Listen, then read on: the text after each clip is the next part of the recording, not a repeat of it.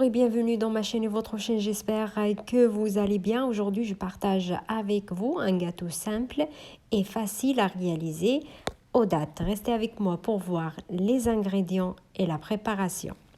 السلام عليكم أصدقائي، نتمنى تكونوا في أجمل الأحوال. هذا النهار نقدم لكم حلوة سهلة وسريعة التحضير من غير بيض وبالتمر. خليكم معايا باش تشوفوا المقادير وطريقة التحضير.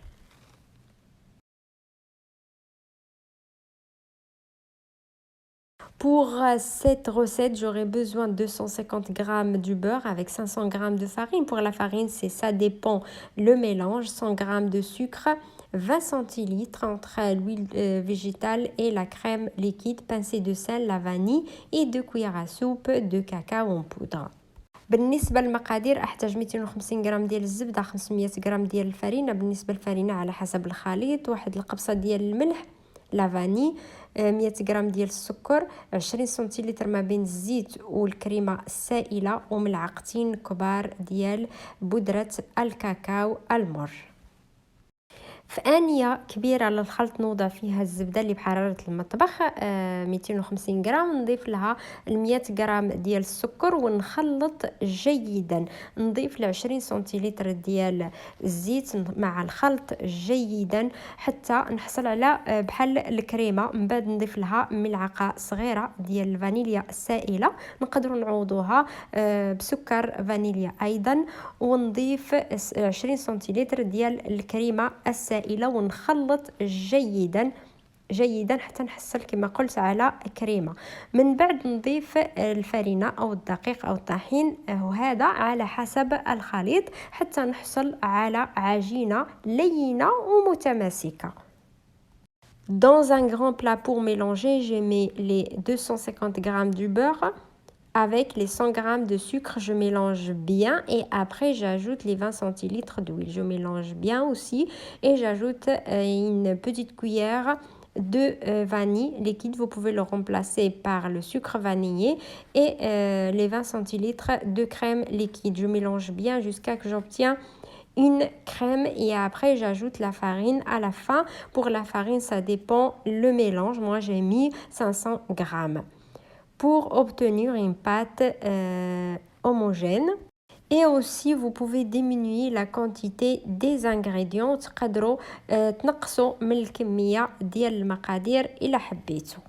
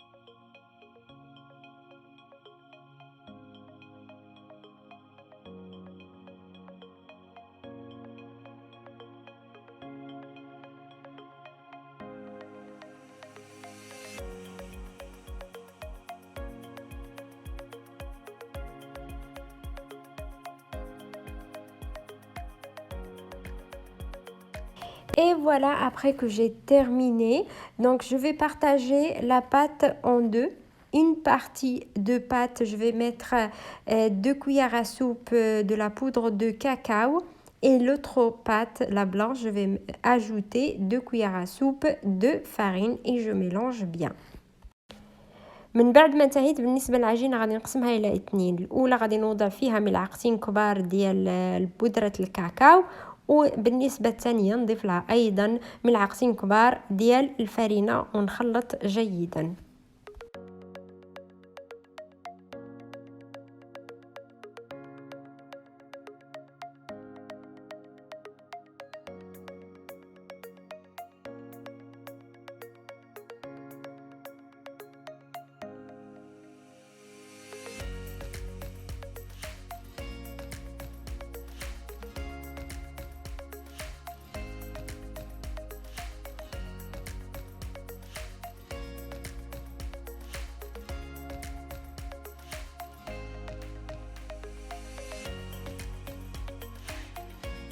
Comme vous regardez, j'ai pris le papier cuisson. Je vais mettre une partie de pâte blanche.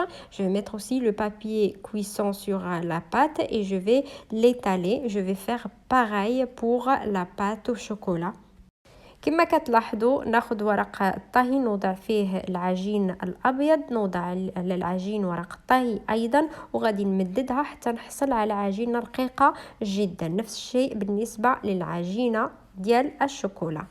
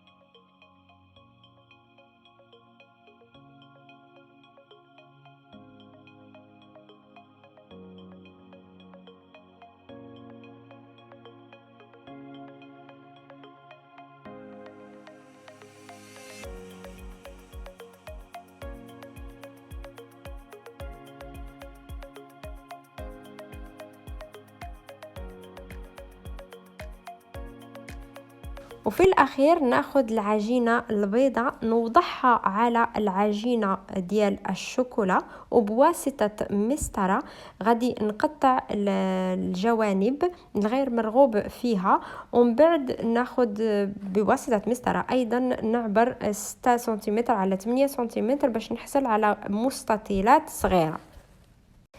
Et après, je vais prendre la pâte blanche, je vais la mettre sur la pâte au chocolat. Et avec une règle, je vais enlever les bords et je vais essayer aussi d'enlever la pâte au chocolat, la pâte blanche aussi, pour pas mélanger. Et je vais couper 6 cm et 8 cm pour obtenir un rectangle, un petit rectangle.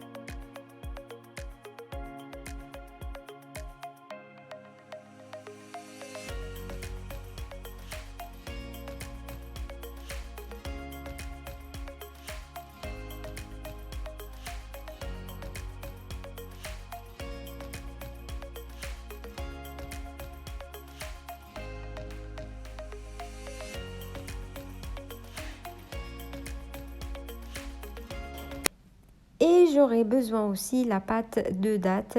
Je vais vous laisser le lien en bas comment on prépare cette pâte de date. Je vais le rouler comme vous regardez.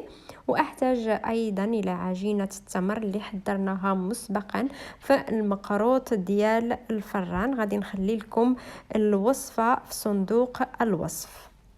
غادي نحربلها كما كتلاحظوا.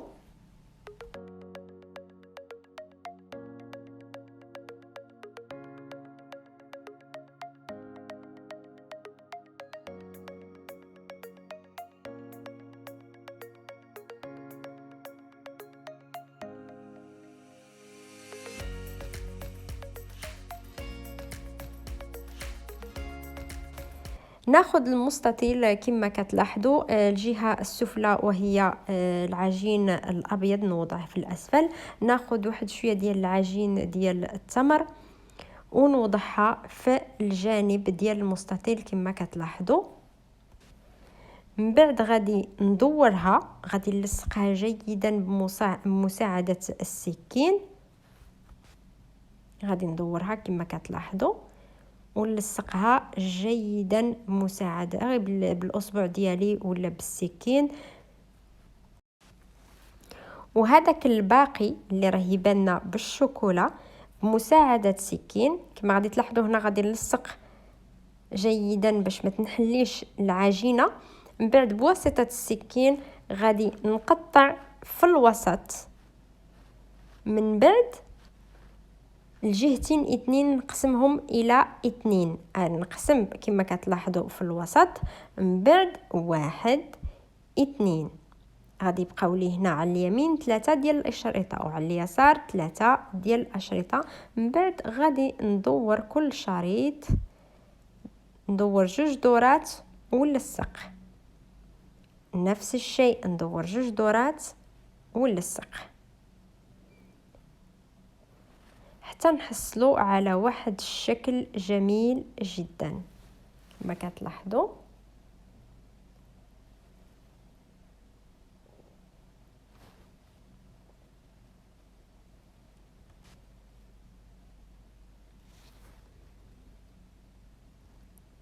ونلصقها جيدا واحنا انتهينا من الحلوى الأولى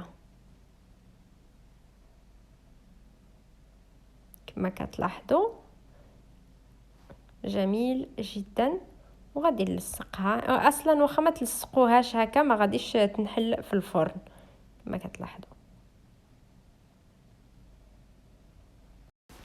Je vais prendre le rectangle, la pâte blanche en bas, la pâte au chocolat en haut. Je vais prendre une petite pâte de date. Je roule comme vous regardez. Avec le couteau, je vais couper la pâte au chocolat en deux.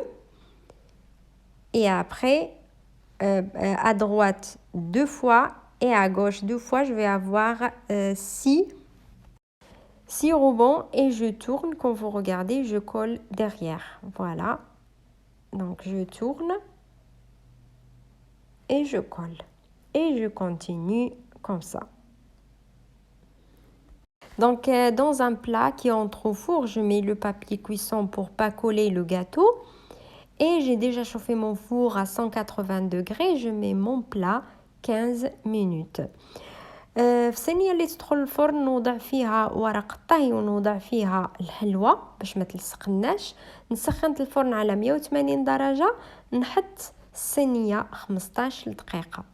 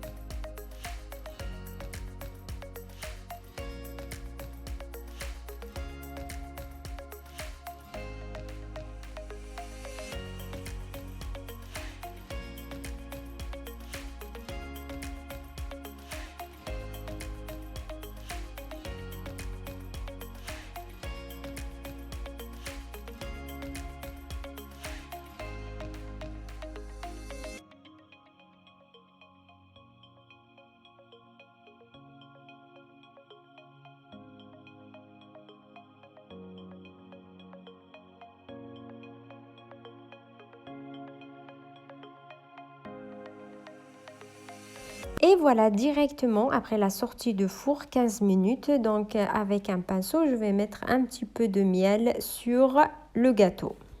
مباشرة بعد خروج الحلوى من الفرن بعد 15 دقيقة نوضع عليها واحد شوية ديال العسل، وهذا فقط اختياري، ونتركها تبرد.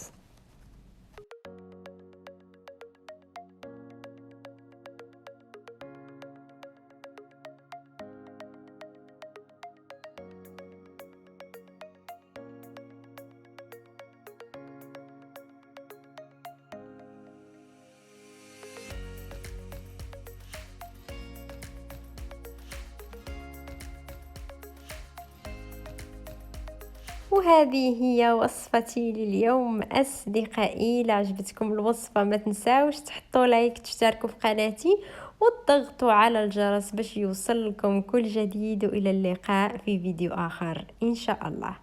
Et voilà ma recette pour aujourd'hui mes amis. Si vous avez bien aimé, n'hésitez pas à vous abonner à la chaîne, cliquez sur la cloche pour recevoir toutes les notifications et à bientôt avec une nouvelle vidéo.